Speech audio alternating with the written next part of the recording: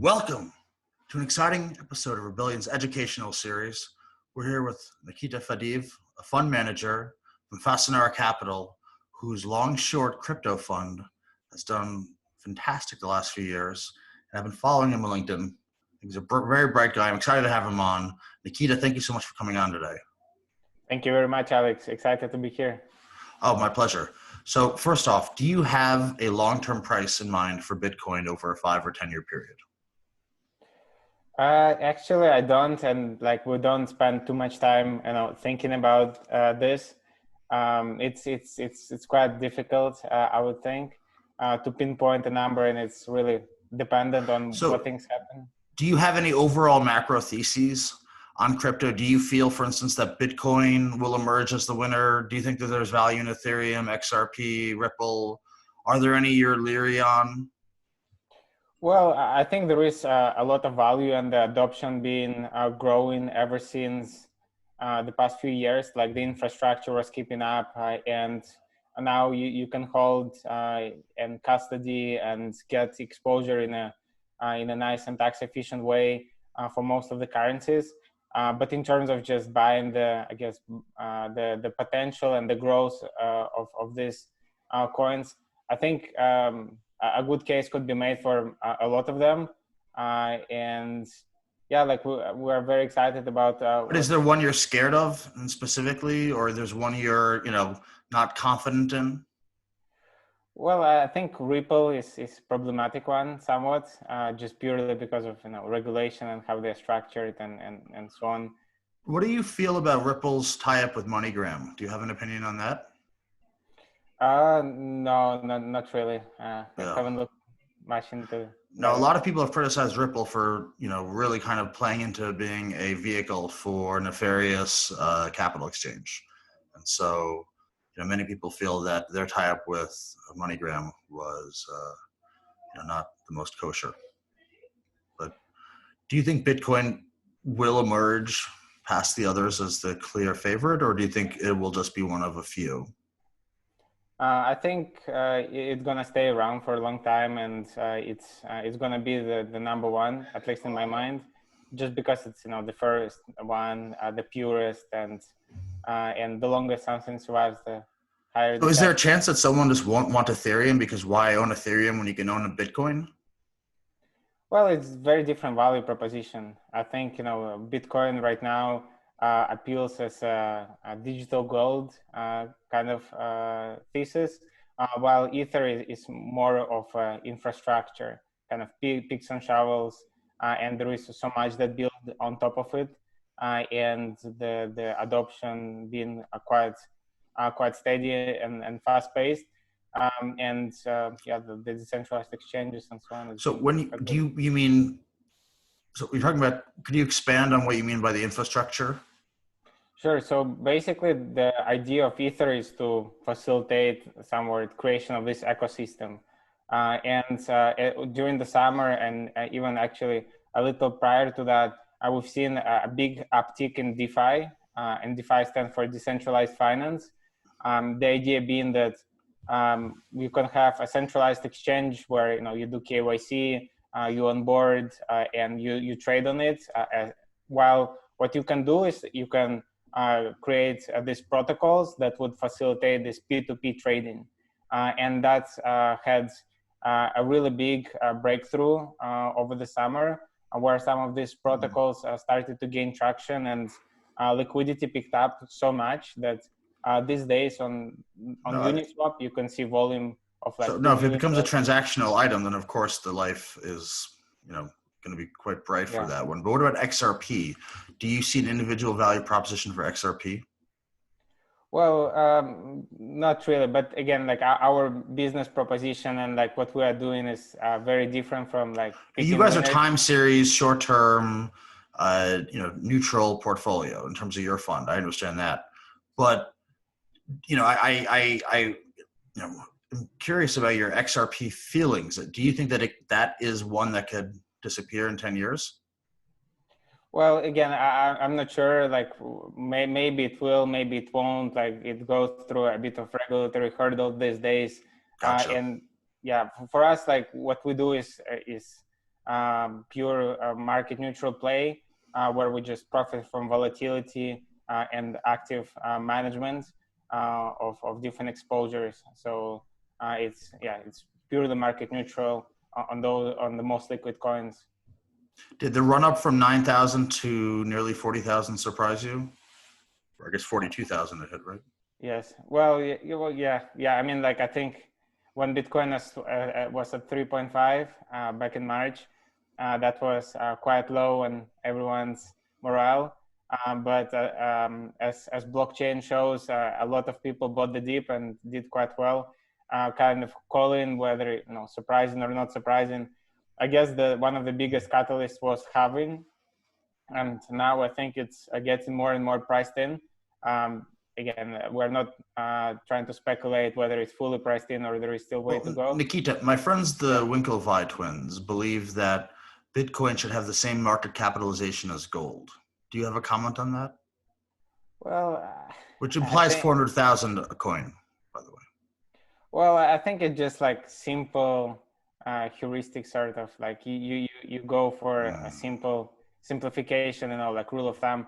Bitcoin, digital gold. Why not? I love it. Yeah. Whatever. No, that's why I asked you on today, Nikita. I've found your insight to be very impressive, and you've been a fantastic guest so far. So much information. Thank you so much. So, moving forward, if you had a recommendation for someone who's interested in crypto, would you say to buy and hold? What would you say to do to, let's say a doctor with a savings out there? How would you recommend he move forward? Well, so we don't really do like any financial advising or advisory, but kind of I would try to be sensible. Like if I were just trying to manage my own assets, I would ask myself, and do I have any reason to believe that I have alpha in my judgment because of some superior, information or deeper understanding or whatnot? And for most of the people, it's actually a straight no. Of course, no. What 80% of market participants lose? So the house always wins on average, continually. Yeah, well, I mean, like here in crypto, I guess. Well, apart from you and I both have strategies, Rebellion Research and your crypto strategy that has provided alpha. So we have been lucky enough to be among those alpha generating individuals. But most strategies do lose to the house. Yeah, that's true. That's true. And so what I would kind of perhaps try to do is dollar cost average, because in crypto, you just want to safeguard. That's a great point. Yes. You want to safeguard against, like wrong entry, because if you enter at 42, then by now, like you want to quit crypto altogether, because you were the last guy that kind of got in, and if it was 2 weeks before, you would have made 20-30%. So it's a bit annoying. So that's why you want to kind of invest, and if it goes up, then you already have a buffer, some positive P&L, so you're comfortable, kind of continue to deploy. And if it drops, then it's even better, like you lower the average. So I think it's nice to think about some of these things in a case by case basis. And imagine what could be the impact of different events. Do you include any currencies in your trading, or are you just looking at cryptos with your book? No, it's pure crypto. Okay. Have you found much correlation between any currencies and crypto? And if you think there is any correlation, would you pick out one currency among others? You mean like between different cryptocurrencies? Would you say, I would say between the euro, the dollar, and the yen, would you say one currency more than any other is correlated with crypto? Well, I think dollar is clearly is correlated. Like it's visual even to that point. Like when dollar strengthens, Really?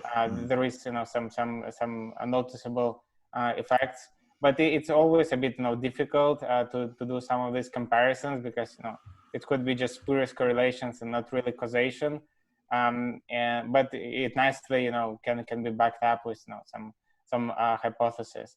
But yeah, I mean, like dollars are still the predominant base currency, albeit Tether being still way more liquid, but it's just dollar return to some extent. And getting to the nuts and bolts, is there a broker you recommend? Is there one you prefer? Do you use Gemini? Have you looked at Gemini services? Do you have an opinion? Well, I mean, like, I guess people need to just check for themselves to be comfortable with one over the other. But yeah, I mean, it's nice business. The exchanges, you kind of sit in the middle of supply and demand, and you take the commission. And some of these guys made quite good profit. But what about the Mount Gox disaster of a few years back that really scared off a huge percent of the investing players? Yeah. I mean, like this happened, and on the way up, I guess lots of big events happen, lots of fraud and everything, because it doesn't take so much infrastructure to create an exchange, and a lot of them are just white label products.